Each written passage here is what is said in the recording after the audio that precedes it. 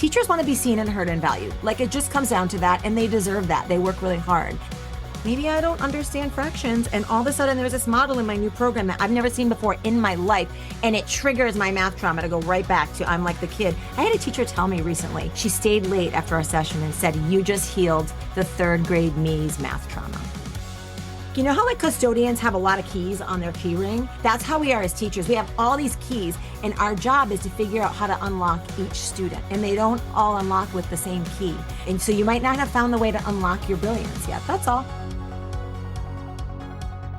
Hello, hi, it's me, Vanessa, and welcome to your weekly hit of math therapy. Let me ask you a question. Have you ever been in a school or a meeting or even just a convo where you know something needs to change? Like you can feel it in the air, but no one is saying it out loud and everyone's just like continuing on as though everything is fine. And maybe you're sitting there thinking, okay, but if I say something, am I overstepping? Is this even my role? What if I don't have the answers? What if I make it worse? You know, we talk so much about how to teach math better, but we don't talk enough about the people who actually create the conditions for that change to happen in the first place. Leaders. And not just the I have a title kind of leaders, but the kind who actively create environments for the people around them to feel safe enough to speak up or try something new.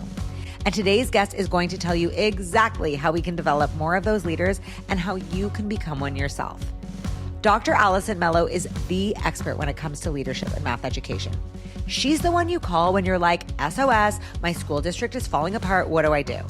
This badass bee has 30 years in education with experience as a classroom teacher, instructional coach, curriculum director, district administrator, and math consultant.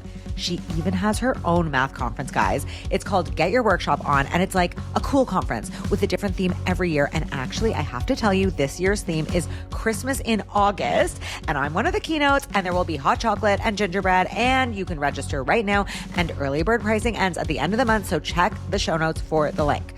Now, Alison and I talked about what it takes to be an effective leader, what it means if a leader has their own math anxiety, and the 3 things she believes every leader needs to know right now if there's any hope of changing math attitudes at the student and teacher level. So if you've ever thought, why isn't anything changing? Why are teachers still overwhelmed? Or why are the kids still anxious about math? And maybe why are my teachers still anxious about math? This episode is for you. And if any moments in this episode make you spit out your coffee and scream, oh my God, exactly, then remember, you can text the podcast by hitting the link in the show notes. And please share this episode with someone that needs to hear it. Okay, let's get started. Welcome to the podcast. Thanks for having me on the podcast. I'm so excited. There's so much I want to talk to you about, but I think because honestly, you have been such a great mentor to me, and I know a lot of your work is in leadership, I kind of want to talk to you about that today, because the top, you know, the leaders who are in charge of so much, that ethos and their perspective and their decisions trickle down to all of the educators that they influence and that we talk to every day. Absolutely. Like nothing happens without them first creating the conditions for it to happen. So they are very important in the equation. Nice. Already starting strong with a math pun. Mathy. I know. It's so mathy. One of the things, I believe that last time we talked, there were 3 things that came out of our conversation. And I kind of want to hone in on like your top 3, like things that leaders need to know. And I also want to say this, guys, if you're listening to this and you're like, ugh, I'm not a leader, this doesn't apply to me. Alison, the coolest thing about Alison is when she talks, she's speaking about her area of expertise, which is education, but we are all leaders in some respect, in some aspect of life. So I feel like the coolest thing is that this is going to apply to, yes, leaders in an educational setting, but leaders everywhere. If there are teachers listening and anyone else from any other walk of life, they are very affected by what leaders do and how leaders make decisions. And so whether that's in your office environment, if you're not in education, or if it's in your classroom environment, if you are in an education setting, we all know that the people who supervise us really affect our day-to-day. So I just want to frame it like that way. I have been in education for 30 years. This is my 30th year. And I was so happy in my little district for 15 years. And when I resigned, I really wanted to get back to this place of spreading joy for teachers and supporting math. And it was very noticeable to me almost immediately that some things and conditions were different than I had been used to in my district. So these are the three things that I've really just continued to come up again and again and again and again. So often leaders are really trying to promote change. And so in math education, often the fastest way to try to get things to change for the better is to adopt a new program. Does that like sound familiar? People talk a lot about HQIM or HQCM or whatever. And just for those listening, HQIM, I have learned means high quality instructional materials or high quality instructional curriculum. High quality curricular materials. Yes, either or. Yes. Okay. Okay. Amazing. Amazing. Amazing. So yes, this is a huge thing. I will even say as somebody in the education space, the number one word I hear is curriculum. Right? Like people are always talking about like this curriculum, that curriculum, program. So like I actually love that you're bringing this up. Because at the end of the day, I feel like, first of all, math programs are great. They give us like some coherence, some clarity, some consistency, but it's the teachers who actually have to deliver the program. And I don't think that we stop to consider what they are coming to the table with. Do they have their own experiences with math that weren't really positive? Like, that's why I immediately thought of you. I'm like, oh my gosh, how many teachers have their own math trauma that has never really been discussed, addressed, unpacked? And then they're sitting in these like PD sessions, like afraid to show anybody that they don't know. And like no program is going to fix that for them. All they're going to do is follow a script. And I actually saw this quote recently that like a teacher started crying in front of her class because she was teaching something that she didn't understand. Like that shouldn't happen. This is such a, like, okay, I was trying to think of an analogy and I was like, you know what came to me right away, just because your husband told me to make tomato sauce last night and I did it. And I just would like everyone to know that I am like, I don't want to be pejorative and yes, growth mindset, but I don't identify as being like a cook. Like I make stuff, but like I have very little knowledge of like kitchen things. So I remember your husband was like, okay, just make some sauce. And I was like, but like literally what do I do with the tomatoes? Like I don't know what to do. And I was thinking like handing someone a program is like handing someone a recipe who has no knowledge of what to do in the kitchen, maybe has some anxiety around like not knowing, maybe has had some bad experiences because every time they followed a recipe, it hasn't turned out the way they wanted it to. Yeah. There's this amazing Schitt's Creek episode, maybe you've seen, where in this recipe, it says fold in the cheese. And both of them are like, right? Everyone's like, well, fold the cheese. And they're like, well, yeah, like you just fold it. Like, what does that mean? And it's like the program is only as good as the training you get or the person holding it. Like it's a recipe, but if you don't know what half the words on the recipe mean, or if you don't have the knowledge to like, you're literally just following the words on it, not thinking like about the fact that like it says something that might not make sense, you're going to end up with sauce that tastes like shit. Which I didn't, by the way, actually. My sauce was amazing.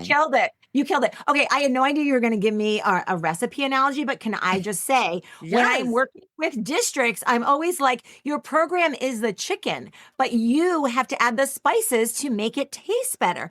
The teacher is the spice, right? So like, you might not have all the right ingredients. You might not know your standards, or you might not know the questions to ask, or you might not know how this math is connected to other math. So then, your lessons are like, I don't want to say your lessons taste like shit, but like your lessons are like going to fall super flat.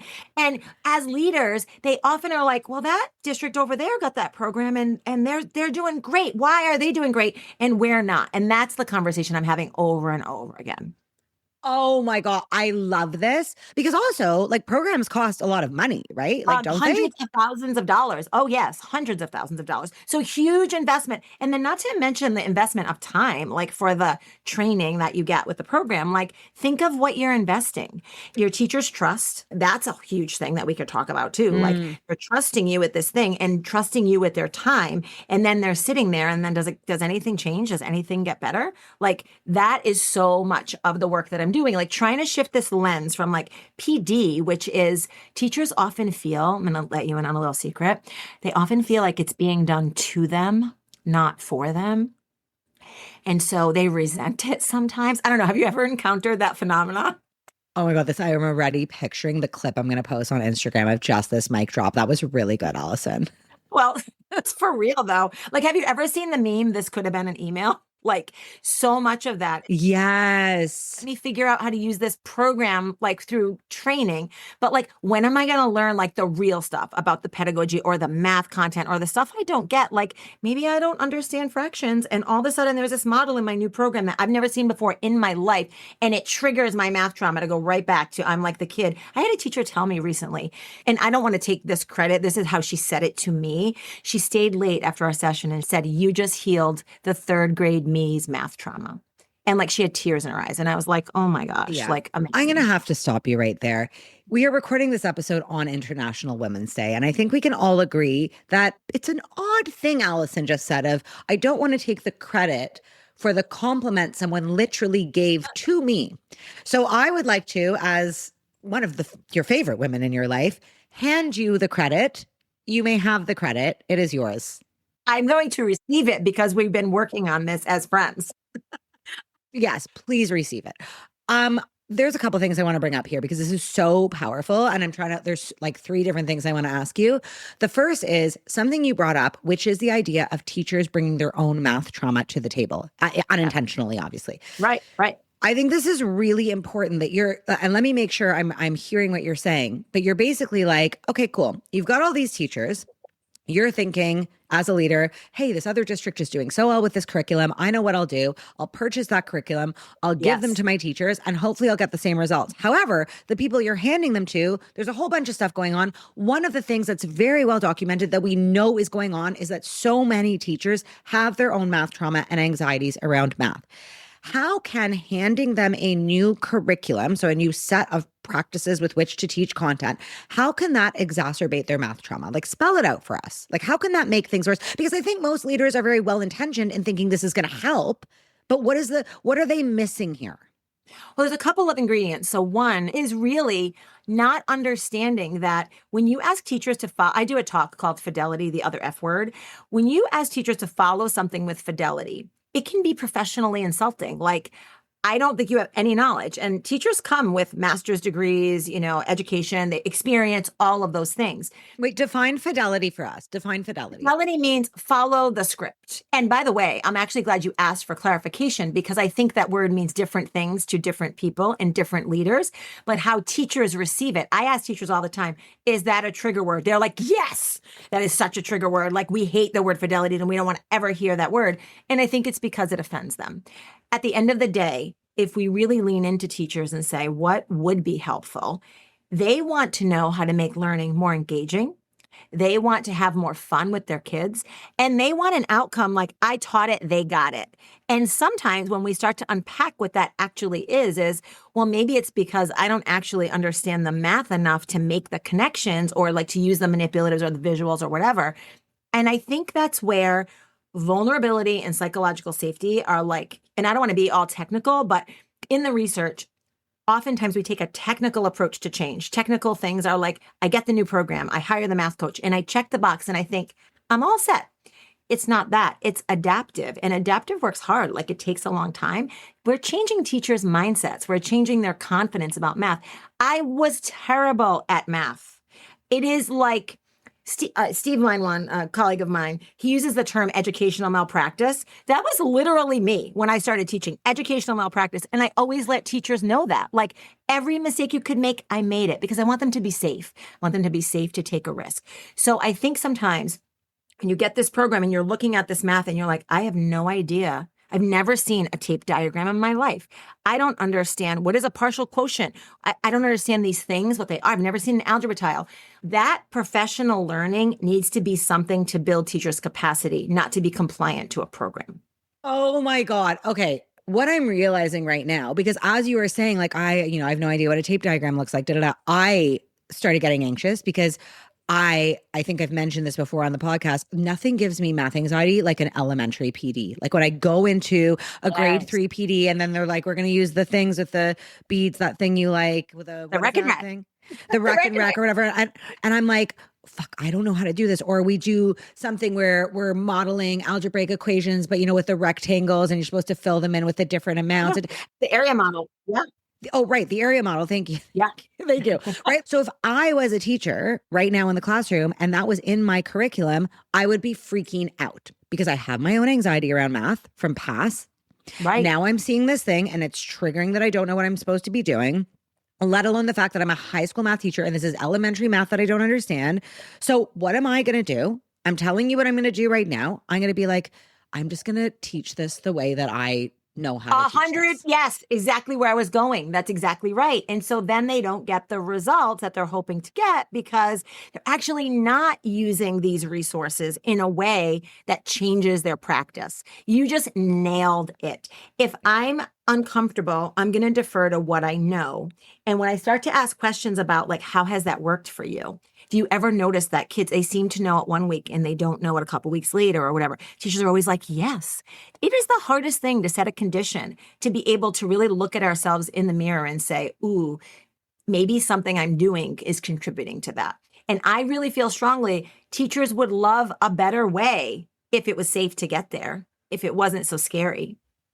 Well, and here's the thing is this is also where the discourse comes around of being like, well, we've tried to implement like these new practices. It's not working. So we're going to go back to the old way. What's actually happened is the new ways, using air quotes, of teaching whatever are in the curriculum. Those things are handed out, but actually nobody ever implements them. So then we have this is happening in Ontario right now where basically Yes. it's like, they're like, but we wrote this into the curriculum and it's not happening. And therefore we should go back to basics. And it's like, yeah, you fucking wrote it into the curriculum.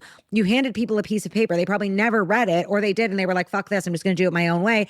It never happened. And now your analysis is, well, it's been happening for 3 years because it was on a piece of paper. It's like, it was never happening. So please do not take that as a data point that it's not working. It's not happening. So there's that. But then there's probably the other piece, I'm guessing, where teachers are trying to teach it in the way it is in the curriculum, but they're not doing it in a way that is productive. Well, no, if I'm trying to do it and I'm just following a script, I'm like a You don't robot. get it. Like that's not engaging for any kids either. So everything becomes very passive. They're following slides and they're like doing what they're supposed to be doing because they're rule followers, but it's not landing. You're not engaging the math practices. You're not doing things you're not adding the spice. You're not elevating it to make it taste good. That's the part. I mean, I can't believe you brought up that analogy because my teachers are always like, I know, Alison, the chicken, like the program is a chicken. I'm like, right. What are the spices that you're bringing to make it taste so better? funny because Alison, I know, has a bit of like an interesting diet in that there are things she really loves. And one of them is chicken. You love chicken. You eat chicken every day. I do love chicken. So that's what I always tell them. I'm like, we're making chicken cacciatore. This is literally my analogy I do with teachers. We're making chicken cacciatore and the main ingredient is what? And they're like, chicken. Great. But everyone else is going to put different things. People are going to put peppers. People are going to put onions. They're going to have different types of sauce and different types of spices. That's the work I do with teachers is like, let's make it spicy. Let's have some fun. Like, how are you going to take this and make it better? Yeah. And when they start to have aha moments about the math, they start to get mad. Like, how come I didn't learn this way? I'm like, me too. Like, I am mad that I did not learn this the way that I could understand it. I never knew these things were connected. It's like such an epiphany. And here's the thing that you touched on. The teachers have these programs and maybe or maybe not, they're using them or whatever. It doesn't even really matter because I've seen repeatedly since I started consulting full time, teachers get a math program literally this year and we work on it. And then next year they get a new literacy program. Like it happens. I can't tell you how many times it's happened. I can't even count. And it's like, when do they get to practice and get good at something before their attention is turned over here? So that's like another thing on my 3-thing list is like, do we give teachers the time? Do we give them time to like work together with their colleagues? Do we give them time to work vertically so they know where the math is going and where the math came from and like make it all connected? Okay. Like we don't give them time for that. Okay, so we're going to get to that in 1 second. But first, I want to ask for those listening who are like, oh my God, okay, like we've got the chicken. How do I add the spice? You know, can we give our listeners a couple of options of how to add the spice? Like a leader's listening right now. They're like, fuck, I think this is what's happening to me. Like I have this curriculum, but it's not happening. What can they do? And if a teacher is listening and that teacher is like, yeah, well, I want the spice. How do I get my leader to add the spice? What can they do? Oh my God. Okay. Again, easy recipe here. Number 1, when we're doing professional learning, which is really centered around pedagogy, content, not program per se, it can be meshed, but it's sort of separate. The leaders need to be with us in the room, and they need to be as vulnerable as we're asking teachers to be, which is really hard because guess what? They might have their own math trauma too. They might have some stuff in their backpack that needs to be unpacked. So that's number one, is we all need to be together doing the math. The leaders who I've worked with who have done that, phenomenal results. Number two, that's going to relate to what they do on walkthroughs. I'm not just looking for like the learning target on the board. And like, if I don't see that, then I ding you on the lesson. That's a gotcha. If I'm working with a group of teachers and telling them what the spice could be, here's the spice. The spice could be, if you're going to say something and you're going to tell kids, change it to a form of a question. If you see something that could potentially be hands-on, and even if the program's not making it hands-on, make it hands-on. You don't have manipulatives, act it out. Use candy, use anything that you have, you know what I mean? Like, just to make it like a multisensory experience and make it more engaging, change the context, all those types of things. If I'm a leader and I come in and I see all that stuff and it doesn't look like it doesn't look like I can't see the chicken as easily because it's buried by all the spices, it might turn into a gotcha. So like, they have to be there to say, who are you hiring to do your professional learning here? And do you value them? And is your staff going to trust them enough to really do learning? And then if this person like me tells them, use manipulatives, do this, do that, and then their administrator comes in and dings them for it, they're getting a mixed message. So like, teachers are afraid sometimes to add the spice because they're like, ooh, my principal's going to come in and like, they're not going to see this and it's going to be a problem. So sometimes we thwart the progress ourselves, not even realizing it as leaders. I'm reminded of a couple of things. The first is, in a way, you're kind of like, it's not only the teachers that end up inadvertently with a recipe card and no way to no sort of develop like training on how to execute it. Sometimes it's the leaders that are using the recipe card as an assessment tool almost. Yes, bingo. Right? Yes. So it's like, for the leaders to know, none of us here should be living and dying by this recipe card. They need to be in the room when the training is happening so they can hear someone saying, yes, here's the chicken. Sorry, this is it. This chicken thing has really made it. Like, I'm also really hungry now.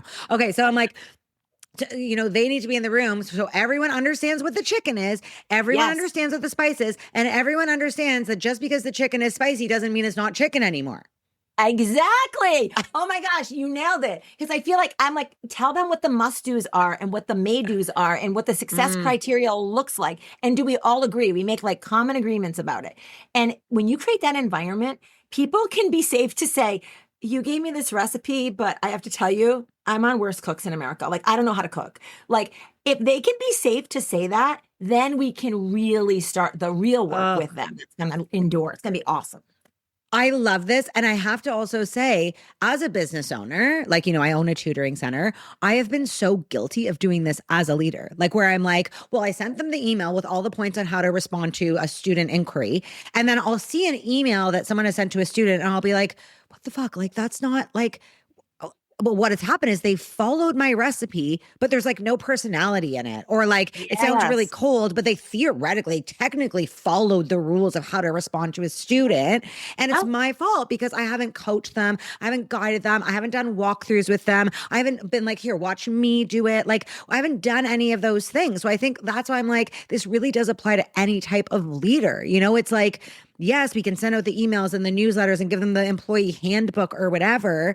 But like, if you're not there with them on the day to day and you're not like giving them that development, it falls flat. Totally flat. It's the difference between compliance and engagement. Like, I can be compliant and do everything you said, but if I'm engaged, I'm going to bring myself to it. But here's the real question. Do teachers feel that there's room for that at the table? Because if it's set up as like a strict fidelity thing, then there is no room. So one of the things I really love that, again, I don't see often is like, do we establish feedback loops for teachers? Is there a spot for them to share their feedback about how this is going, their questions, their challenges, their successes? Do we celebrate with them? To me, the joy can go out of the work so easily right now in education, in any field, truly. But like, there's so many things on people's plates. Do we ever stop and celebrate? Like, oh my gosh, this was awesome. And then can I say, by the way, I also struggled with this. And maybe you're the teacher across the hall and you're going to be like, I didn't struggle with that. I did this. And then we all learn from each other. Do we create those conditions for them to actually have that and do that? And often the answer is no. Like, teachers will give feedback, and nothing will happen. And guess what's going to happen? If you keep doing that, they're not going to give you their feedback anymore. They're going to close their door. They're going to go back to doing whatever they did before. Like, I don't know if you know that the shortcut for the division algorithm does McDonald's sell cheeseburgers. They're going to do like these things that they know because they don't get partial quotients. I know, sorry, I shouldn't have gone there, but we're on a food kick. Okay, so this is point number 2 though, right? This is our second thing. By the way, just we're so in it, but I didn't want to interrupt you. But this is number 2. Okay. So number 1, just to synthesize, like what would we call our number 1 point? It's the idea of you can't adopt a new program and expect everything to be solved without an implementation plan. Like, do you think that's a good? I think that covers it. And also respecting that teachers are coming to this in different places. So we have to think about getting beyond the PD, which is the program adoption, to the PL that they actually need so they can become better teachers of math and feel better about math themselves. Okay, so beyond adoption and into like learning.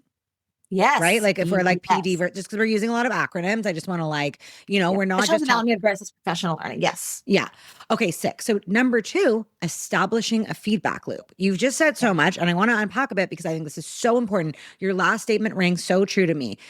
If you're asking for feedback, okay, a feedback loop is great. And you know why it's great? Because it's called a loop. Oh. And a loop means not just feedback goes one way and dies there. It means that somebody responds to the feedback and takes it. There's a difference between being open to feedback and being like responsive to feedback. Yes. It's like you can't just be like, yes, I hear you and do nothing about it. So like, I think what you're kind of saying here is there has to be a feedback loop where teachers need to, number 1, be given positive and negative feedback. It can't just be one or the other. It can't just be like you're doing everything great and here's nothing for improvement. It can't just be here are all the things you're doing wrong. And then also teachers need to be able to get feedback and get a response. I think when leaders are at the table and they're giving feedback, they have a lot more street cred with teachers because they were actually in the room and know what they should be giving feedback on. So like I create come and look fors with leaders all the time. But what I was actually talking about is when teachers have a trainer come in or a program, whatever, like, do they get to give feedback? And does that feedback then inform the next things that happen? So I'll give you an example. I was in a district last week and I was talking to them. I've never met them before. And I'm not sure that everyone was entirely excited about it because they've had other experiences that they didn't love. And I was really grateful that it went really well and they were excited about it. So I told each level as they left, next time I come, I want you to place your order. That's what I tell them all the time. Place your order. What do you need? Because I think teachers don't often get that voice to say, well, this is like maybe what second grade needs is very different from what 8th grade needs or what high school needs. And so that's actually point 3 is how do we differentiate PD to give people what they need? We ask teachers to do that every single day. We have things called win blocks, what I need. Well, do we give teachers what they need? Not often. Okay, so we're going to get to that in a second. And so Tank, because my last guest, AKA your colleague, Steve Weinwand, went on a whole tear about differentiation. So this is perfect. Oh, really? But okay. I actually want to ask you about this because I'm working with a district right now and I feel like that's exactly it. I'm like, I want you to give me feedback so I can deliver what you need, right? Like I do think that's really, really important. I think this goes back to your earlier comment of being like a lot of educators feel like PD is done to them instead of for them because you come in and you talk about this thing and they're like, what the fuck? Like what I really need help with is my student is struggling and like, what, like, whatever, like they're experiencing crazy anxiety and I'm here doing this PD about manipulatives and I really need to talk about this other thing or whatever. Yes. My question is I keep asking for feedback. I gave like them an anonymous feedback form because I'm seeing them regularly and I can't get a single thing. What do I do? So like there is no feedback I'm getting, even though I'm trying to ask for it in all these different ways. I think I'm creating a safe environment. Maybe I'm not. Like, what can I do there? Because I think there might be some people listening who are like, the floor is open for feedback, but I'm not getting any. What can we do? You have to acknowledge and realize and wonder what has happened to these people before you came into the picture. Have they given feedback in the past and it has gone nowhere? Have they already made their decision about what it means to give feedback and what it actually translates to? If the feedback in your case is funneling through their leadership and they know their leadership doesn't do anything with it, then that's going to impact the way that they give you feedback. It just does. It's not fair, but it does. I started to be very prepared when I go places because I had an experience where I got there and I started doing my thing that I planned and they were like, they were so sweet to tell me that like, this is not what we thought we were getting. And I was like, well, what did you think you were getting? And we just changed it on the fly because I really wanted them to leave feeling teachers want to be seen and heard and valued. Like it just comes down to that. And they deserve that. They work really hard. And so if you can give them that in any small way and in the work that you're doing in particular, then I'm sure that they're going to be comfortable enough to tell you, even if they're not putting it in a form. And I bet they would tell you if you got them on a call. They'd be like, okay, this is what we really need to do. But sometimes those forms don't feel safe. They don't know who's going to look at it. Is it going to come back at them? Is it going to be conceived as they're perceived as they're complaining or it's a judgment or whatever? So a lot of times people don't, they ask me repeatedly, is this truly confidential? Is this truly anonymous? Like if I say something, is it going to come back at me? So it could be that. I don't know, but it could be. Well, that's actually a really good tip because as you're saying that, I'm like, oh my God. It's like how I feel like when sometimes I'll leave you a voice note and I'll be like, I'm voice noting this because I can't text it, even though I trust you 1,000,000%. But I'm like, should this get screenshotted or sent somewhere? You know what I mean?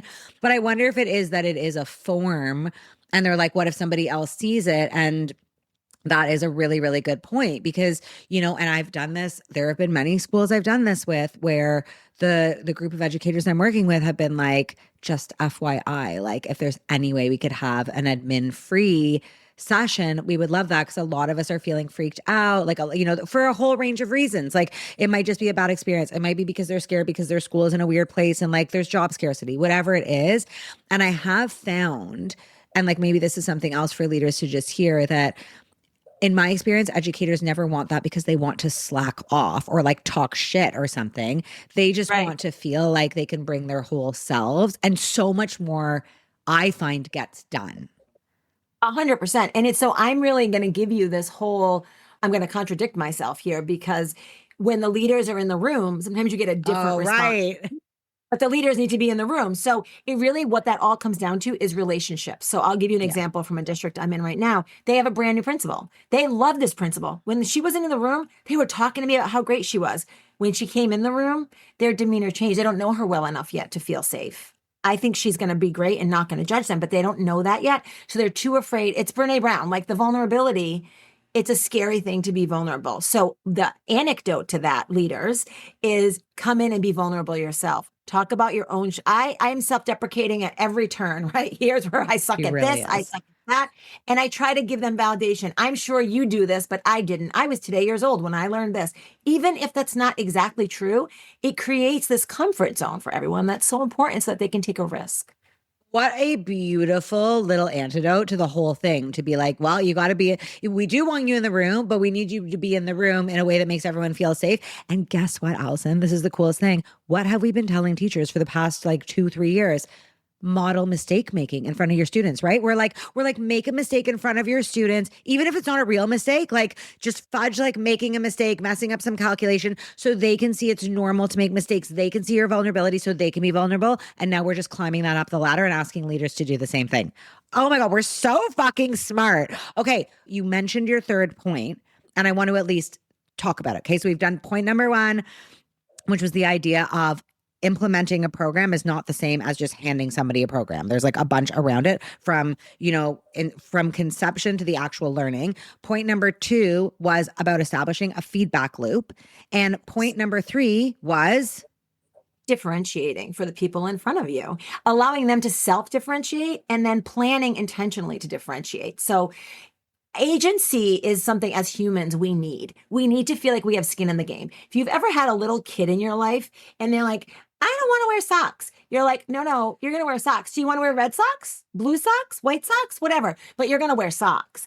They just have some sense of they have skin in the game. And that goes back to the fidelity. If I just have to do this and there's nothing for me to add and there's nothing for me to select, then I don't feel great about it. So when we have professional learning opportunities, like I'm a big fan of conference style. And I actually made my own conference just to do this because I really want learning to be joyful. But even in like districts on a small scale, creating opportunities where, okay, this is the session everybody everybody has to do and communicating that as leaders. Why? Why do we have to do it? We've identified this in the data, or you've identified this in your feedback loop, or you shared it in a survey or whatever. So this is something that we want everybody to have. It's the must have. Then there's may do things, just like we do with kids. And you can pick what you need based on where you are on your learning journey.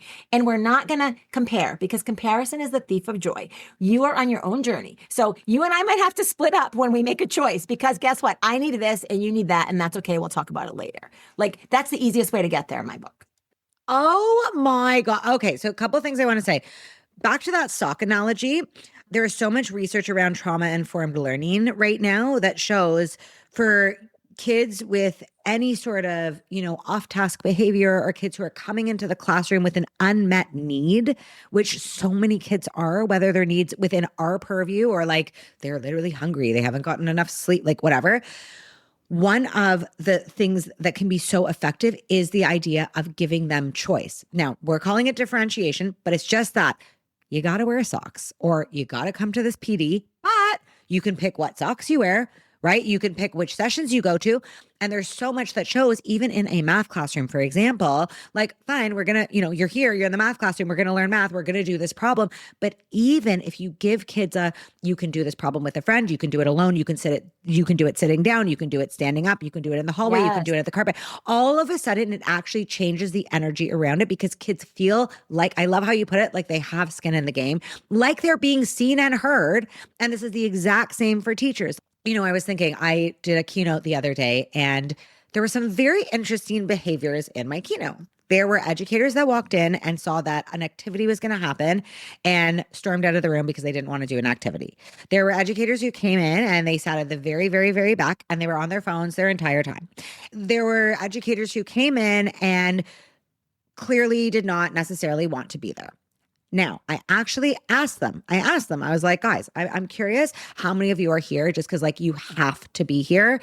And volunteer. Yes. Yeah, you have to be at this conference, and you thought to yourself, like, this keynote is in the biggest room possible. So if I go into this big room, I can hide in the back. And hands went up. And people are honest, they'll tell you. I loved it. I was like, fuck yeah. And I said, how many of you are here because you didn't want to go to any of the sessions, and this looked like the least bad session? Hands went up. It's interesting because I think you said this to me on a call, like, we're adults, our students, we're all learners. We're just bigger learners than the smaller, younger learners, right? We all have these same tendencies. We all have a need to be seen and heard. We all have this need for agency. Like, all of it is the same. So I think a really interesting thing, or like almost like a big takeaway that I'm taking right now, is if you want your students to do something, if we are told that something is good for students, if there's something you're trying to get teachers to do with their students, ask yourself, is this something I could be doing for my teachers? Yes. My phrase is walk your talk. If you say that things should be differentiated, then differentiate. If you say that sessions should involve discourse, then let people talk. If you say, you know what, you should give kids agency and trust them to make choices, then we have to do the same with teachers. They deserve that, And if you're worried, like, ooh, I'm not sure I can trust them, I don't know, then build their capacity. Because if you build their capacity, then they'll be able to make those really great decisions. Teachers tell me all the time, when they feel like they have a choice, they feel seen and respected as professionals. And oftentimes that has deteriorated in education for whatever reason, initiative overload, whatever it is. And I kind of liken it to the difference between, and we've talked about this before in many calls, motivation versus inspiration. Motivation, when you actually research it, like, I can motivate you by knowing you're going to get a bad grade or you're going to lose your job. Like, there's not all positive. Motivation feels like it might be positive. It's not always positive. Oh. Inspiration, on the other hand, when you're inspired to do something, you'll stay up till 3 a.m. You'll do whatever it takes because you want to do it, because it's for you. I think we need to get back into the inspiration business. I think we have an inspiration gap with teachers. And if we can inspire them by giving them these opportunities, it's going to change everything. Well, this is the perfect little segue into your incredible fucking conference that I will be speaking at, called Get Your Workshop On. Guys, it's happening. The whole point is to inspire teachers. Do you want me to talk about how great it is, or do you want to talk about how great it is? Oh, you can. I'd love to hear what your perception of it is. Yes, please tell me. Sometimes it's nice to have someone else just boost you. Okay, so guys, Allison is having this conference. Every single year, she has a theme. This is my first year actually being initiated into this world. And the theme is Christmas in fucking summertime. Oh my God, David's face. That's right. So all of the talks are like themed for the holiday. She's going to have hot chocolate. There's like a gingerbread land. I don't even know. It sounds actually chaotic and amazing. The whole thing is professional development for teachers. So I'm doing one of the keynotes. It will be about redefining failure and success, but there will be a holiday rom-com spin on it.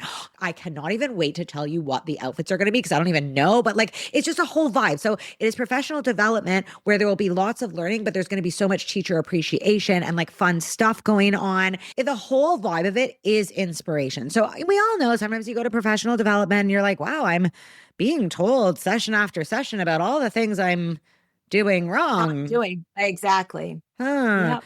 Okay, so did I get it? Is there? I mean, now you like jump in with the actual facts because I just like yelled a lot, but I'm just so excited. That's what I'm going for is that vibe. First of all, it's a day in the summer. And so knowing that teachers have come year after year and are willing to give up a day is amazing. Second, it is high quality professional learning wrapped in teacher appreciation, greeted by a red carpet when they arrive.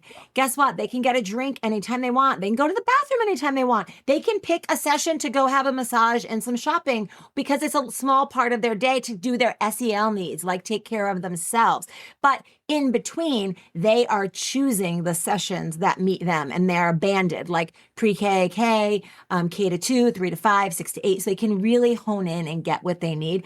And I just have to tell you, my keynote, because since you talked about your keynote, my keynote is called Move Over Elf on the Shelf, Teachers Bring the Real Magic. Because that is, it doesn't matter. Like, yes, you have your program, but it's you. You're the difference maker, right? You do the You thing. are the spice.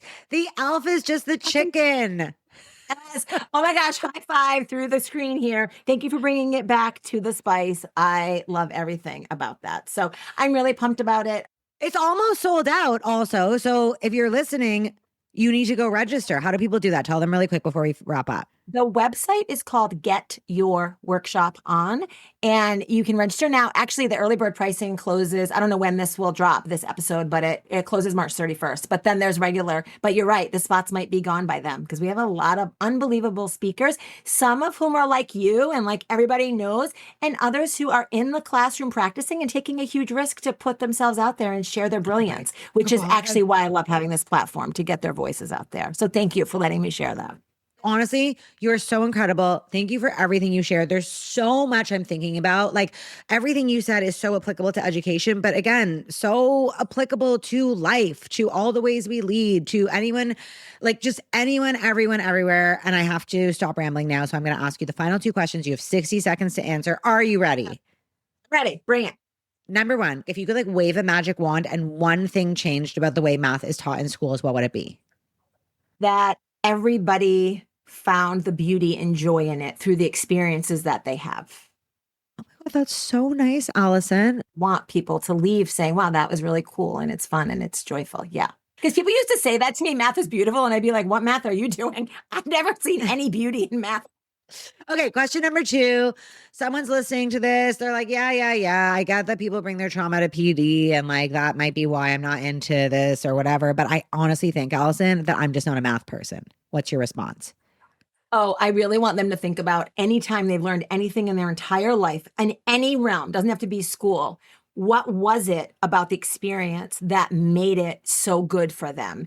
And it's 9 times out of 10, it's going to come down to the person. So just because you had a bad experience with one math teacher or one math classroom or one way of learning math, it doesn't mean you're not a math person. I always tell teachers, you know how like custodians have a lot of keys on their key ring? That's how we are as teachers. We have all these keys and our job is to figure out how to unlock each student. And they don't all unlock with the same key. So like we need to just figure that out. And so you might not have found the way to unlock your brilliance yet. That's all. Okay, the only thing that could have made that better is if somehow that tied into cooking a chicken. But honestly, I'll take it. You're right. I should have gone back to the chicken analogy. We have a lot of spices. No. We have a lot you of, know what? It could be that the teachers you had made you a meal that you didn't really like the taste of. And so you have to find the other teachers who are going to add the right spices to make it be your favorite meal you've ever had in your life. And I've had teachers say that to me. I like math now. I didn't know I like math. Okay. And I'll take it one step further that as an educator or leader, you have all sorts of condiments and options to make this chicken dish, but all of your learners have different dietary requirements and different preferences. Yes. We're done. We're done here. Yes. Oh my gosh. Drop the mic. Yes. We are done. We are done. That was amazing. Yep. Yes. Thank you. Bye. I'll call you later. I'll send you a voice note in a second. Okay. Bye. Okay, I know you're now as obsessed with Alison as I am, but back off, she is mine. JK, I actually want everyone to benefit from her incredible wisdom because it is rare to meet someone who will actually tell it like it is, but do so in a caring, solution-forward way. She is truly one of a kind.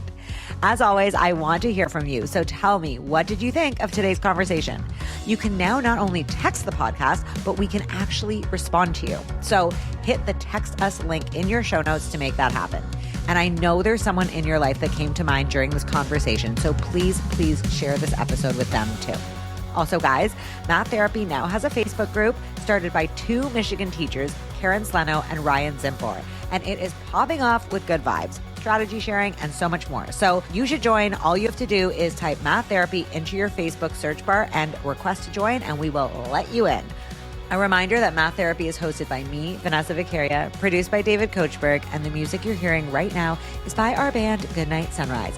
Look us up, give us a follow, stream us on Spotify, Apple Music, wherever you get your music. We're there, we're everywhere. Just hit play. And once again, thank you guys so much for being here. I'll see you next week, same day, same channel.